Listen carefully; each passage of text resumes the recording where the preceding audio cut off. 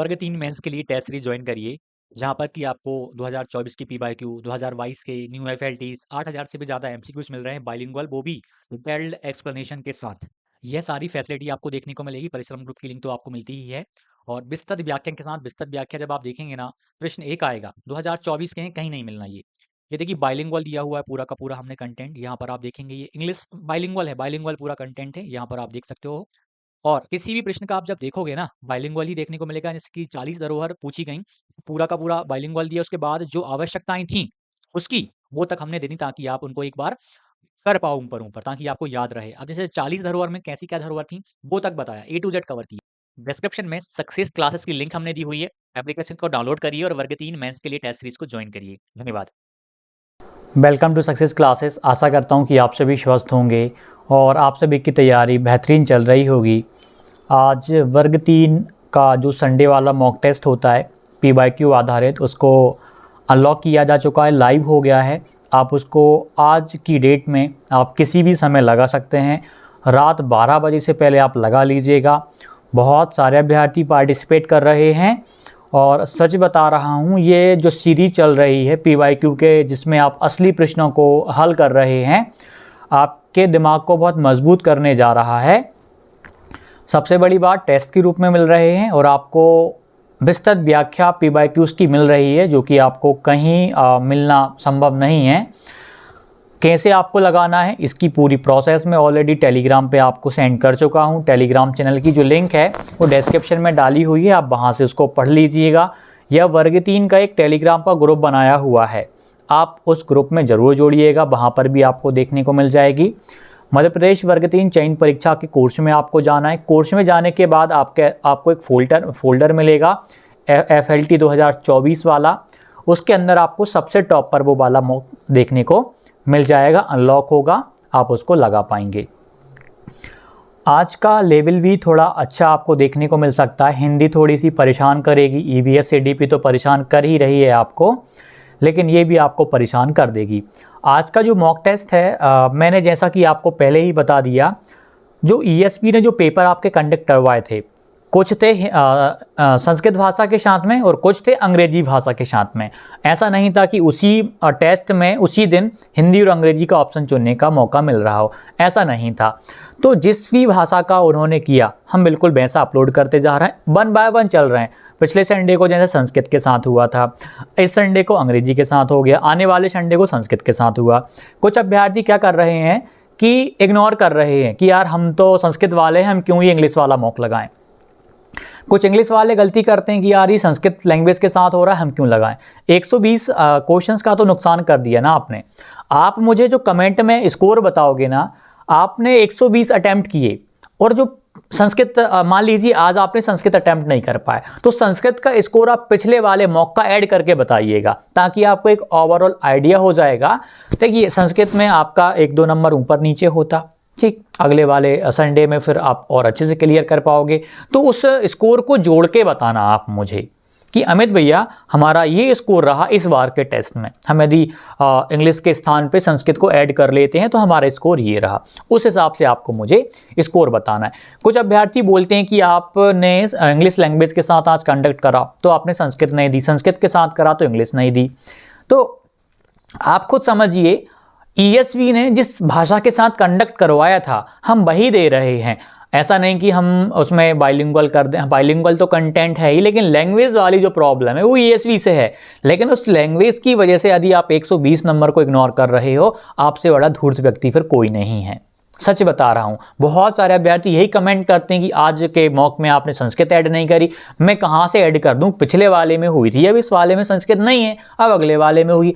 Alternate वे में हम चल रहे हैं, क्योंकि 23 तारीख के बाद में 23 नवंबर के बाद में जो टेस्ट हुए थे, जो पेपर हुए थे ESV के, वो इंग्लिश लैंग्वेज के साथ हुए थे। 23 से पहला वाला आपका जो कंडक्ट होता है वो संस्कृत के साथ में होता है। हम अल्टरनेट संडे में चल रहे हैं कि एक बार संस्कृत का इंग्लिश का, संस्कृत का इंग्लिश का, ताकि दोनों को मिलता रहे।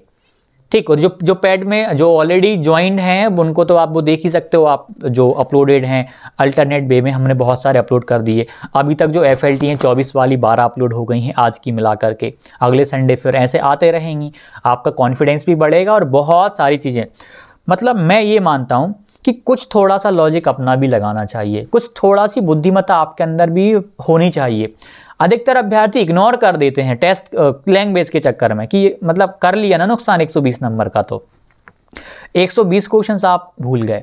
और चयन परीक्षा में देखना आप मतलब काफ़ी हद तक संभावना है कि अंग्रेजी संस्कृत वालों को भी पढ़नी पड़ेगी, क्योंकि एज अ प्राइमरी टीचर आपको इंग्लिश बच्चों को पढ़ानी है, तो चयन परीक्षा में काफ़ी हद तक संभावना है कि मेंस के सिलेबस में पाठ्यक्रम में इंग्लिश को इंक्लूड करें वो लोग।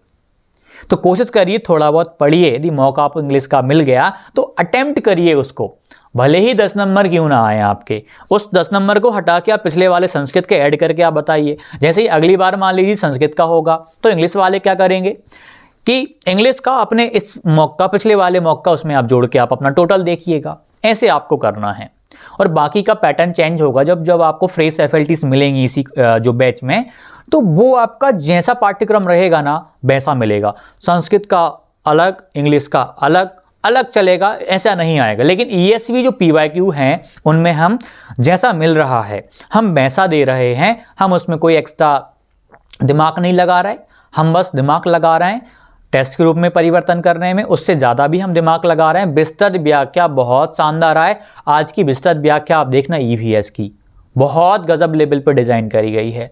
2 घंटे मुझे खुद स्पेशल लगे थे, उसमें कुछ चीज़ें छूट रही थी, कुछ टॉपिक्स को और भी मजबूत करवाना था आपके, तो वहाँ पर कम से कम 2 घंटे का टाइम और एक्स्ट्रा मैंने दिया था, ईवीएस पे स्पेशल मैंने दिया था। आपको लग रहा होगा कि हम थोड़ा बहुत ही मेहनत कर रहे हैं, सच बता रहा हूँ, हम एक मॉक बनाने के लिए ना हम 7-7 दिन का टाइम दे रहे हैं, तब जाकर वो आपको उतना अच्छा कंटेंट मिल रहा है, वो विस्तृत व्याख्या मिल रही है, और आप यूँ कमेंट करके चले जाते हो नेगेटिव। मैं एक चीज़ भी मानता हूँ, बहुत सारे अभ्यर्थी बहुत पॉजिटिव होते हैं, हर चीज़ का फ़ायदा उठाते हैं, वह एक पहलू पे बात नहीं करते, वह बहुत सारे पहलुओं को ध्यान में केंद्रित कर लेते हैं, समझदार होते हैं, चीज़ों को समझते हैं। बिंदास लगाइए, स्कोर बताइए आपका क्या स्कोर रहा। डिमोटिवेट नहीं होना, मुझे पता है कि स्कोर कम आने से डिमोटिवेशन आता है, लेकिन आप उनसे तो काफ़ी गुना बढ़िया हैं जो मॉक लगा ही नहीं रहे हैं। उनकी तुलना में आप अपने आप को रोज़ मजबूत कर रहे हो, उनको उनका स्तर नहीं पता जो मॉक नहीं लगा रहे। आप कम से कम ईएसवी के पेपर लगा रहे हो, चैलेंजिंग प्रश्नों का सामना कर रहे हो। आप किसी भी प्लेटफॉर्म पे लगाओगे विस्तृत व्याख्या नहीं मिलनी, सबसे बड़ी चीज़ ये है, और आपको पीवाईक्यूज नहीं मिल रहे अभी, ये वाले मिल भी जाए पीवाईक्यू तो विस्तृत व्याख्या कोई नहीं देगा। बिना विस्तृत व्याख्या की पीवाईक्यू लगाना मतलब आप एनालिसिस करने से भाग रहे हो, एनालिसिस आप कर ही नहीं पाओगे। फिर एनालिसिस टेस्ट लगाने के बाद एनालिसिस जो है ना, विश्लेषण करना प्रत्येक प्रश्न का बहुत आवश्यक है, और खासकर उस प्रश्न का बहुत गहराई से विश्लेषण करना जिसमें आपने त्रुटि करी, जिसमें आपने गलती करी हुई है। जब तक आप समझोगे नहीं कि मैंने ये गलती क्यों करी, अगली बार फिर दोहरा लोगे। जब तक आप उसमें सुधार नहीं कर लेते, फिर से वही गलती दोहराओगे।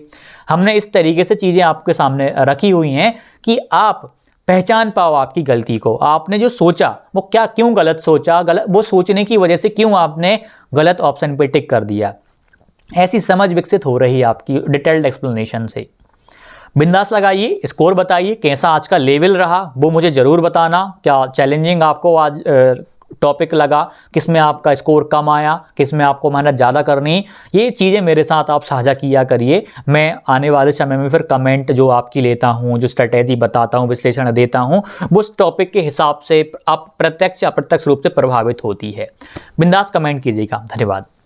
वर्ग 3 मेंस के लिए टेस्ट सीरीज ज्वाइन करिए, जहां पर कि आपको 2024 की पीवाईक्यू, 2022 के न्यू एफएलटीज, 8000 से भी ज़्यादा एमसीक्यूज मिल रहे हैं बाइलिंगुअल, वो भी डिटेल्ड एक्सप्लेनेशन के साथ।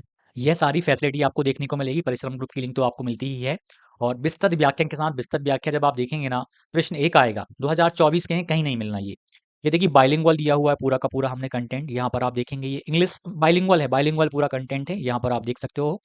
और किसी भी प्रश्न का आप जब देखोगे ना, बाइलिंगुअल ही देखने को मिलेगा। जैसे कि 40 धरोहर पूछी गई, पूरा का पूरा बाइलिंगुअल दिया, उसके बाद जो आवश्यकताएं थी उसकी वो तक हमने दे दी, ताकि आप उनको एक बार कर पाओ ऊपर ऊपर, ताकि आपको याद रहे। अब जैसे 40 धरोहर में कैसी क्या धरोहर थी वो तक बताया, A to Z कवर की। डिस्क्रिप्शन में सक्सेस क्लासेस की लिंक हमने दी हुई है, एप्लीकेशन को डाउनलोड करिए और वर्ग 3 मेंस के लिए टेस्ट सीरीज को ज्वाइन करिए। धन्यवाद।